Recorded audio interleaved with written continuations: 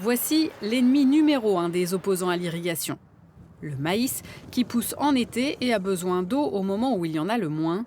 Pour continuer de le cultiver malgré les sécheresses, Muriel et ses associés ont creusé cette retenue d'eau. Elle ne pompe pas le sous-sol comme une bassine, mais récupère les eaux de drainage des alentours. 370 000 € sans aide, un investissement pour assurer la survie de la ferme. Ici, le maïs nourrit les vaches laitières de l'exploitation. Je ne m'imagine pas remplacer le maïs aujourd'hui, quoi. Pour moi, c'est la meilleure plante pour ce qu'on recherche au niveau de nos vaches laitières et la qualité et le rendement au niveau de nos vaches laitières, quoi.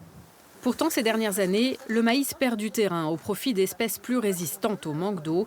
Le tournesol, choisi par les céréaliers, ou le sorgho. Philippe Groslo en cultive sur cette parcelle non irrigable. Ce qu'on voit, c'est que c'est sec au pied du sorgho. Pendant un mois, elle peut rester en stand-by, elle va fatiguer, mais le premier coup d'eau qui va arriver, elle va repartir dans la foulée, quoi. Donc c'est l'avantage du sorgho par rapport au maïs, quoi. C'est du sucre, alors que le maïs c'est de l'amidon, donc les deux ensemble fonctionnent bien. Ça ne remplace pas le maïs, ça c'est sûr. C'est complémentaire avec le reste, mais on ne peut pas donner que ça, quoi. En Pays de la Loire, une exploitation sur 5 est irriguée.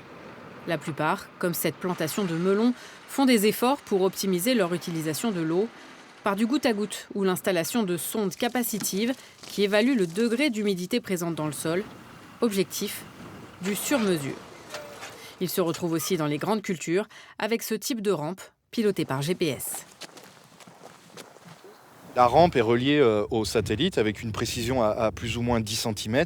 Et avec ça, elle arrose zone par zone. Elle fait ça toute seule? Oui, toute seule. Elle sait où elle se trouve et je lui dis et elle se débrouille.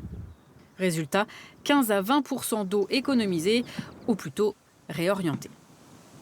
Ça me permet d'économiser sur certaines cultures et de pouvoir l'apporter sur d'autres. C'est très intéressant pour l'exploitation parce que ça diversifie énormément et ça me permet d'assurer sur 7 ou 8 cultures chaque année sur ma ferme. Irriguer a un coût, demande du temps et du matériel. Alors certains, encore peu nombreux, choisissent une autre voie, l'amélioration de la qualité de leur sol pour le rendre plus perméable et plus riche. Ça s'appelle l'agriculture de conservation des sols, pas de labour, du couvert en permanence et des alliés de poids. Il faut réintégrer vraiment de la matière organique en surface, arrêter de travailler son sol. Et du coup, les vers de terre font des va-et-vient de haut en bas et transforment la matière organique qui est en surface, l'intègrent dans le sol et font un mélange, quoi.